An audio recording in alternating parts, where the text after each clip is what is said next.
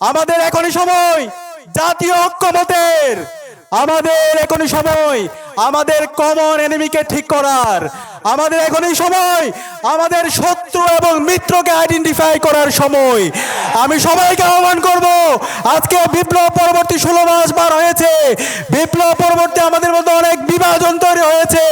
জুলাই বিপ্লবে যেভাবে আমরা ঐক্যবদ্ধভাবে আন্দোলন করে কুড়ি হাসিনার পতন ঘটিয়েছি, আজকে বিপ্লব পরবর্তী 16 মাস পরে ঐক্যবদ্ধভাবে আমাদের বাংলাদেশ বিনির্মাণ করার জন্য, আমাদের কমন এনিমি ভারতের বিরুদ্ধে, দিল্লির বিরুদ্ধে আমাদের প্রতিবাদ প্রতিরোধ জারি রাখার জন্য এবং শহীদ ওসমান হাদি ভাইয়ের উপর যেই খুনি হাসিনা এবং তার দোসররা হামলার সাথে জড়িত ছিল তাদের বিচার নিশ্চিত করার জন্য আমাদেরকে ঐক্যবদ্ধ হইতে হবে।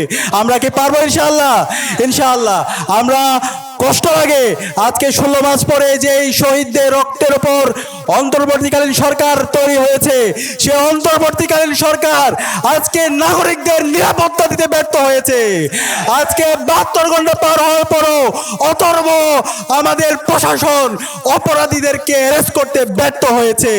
আমরা হুঁশিয়ার করতে চাই, আমাদের ওসমান হাদি ভাইকে যারা গুলি করেছে, যারা পরিকল্পনা করেছে, যারা পরামর্শ দিয়েছে, এই সকল দোষরদেরকে দ্রুত সময়ের মধ্যে অ্যারেস্ট করে বিচারের আওতায় নিয়ে আসতে হবে। একই সাথে বাংলাদেশে খুনি হাসিনা, নিষিদ্ধ ঘোষিত আওয়ামী লীগ, যুবলীগ, তাদের রাজনীতি করার অধিকার নেই। তারা সন্ত্রাসী গোষ্ঠী। বাংলাদেশের স্বাধীনতা সার্বভৌমত্বের জন্য এই আওয়ামী লীগ হুমকি।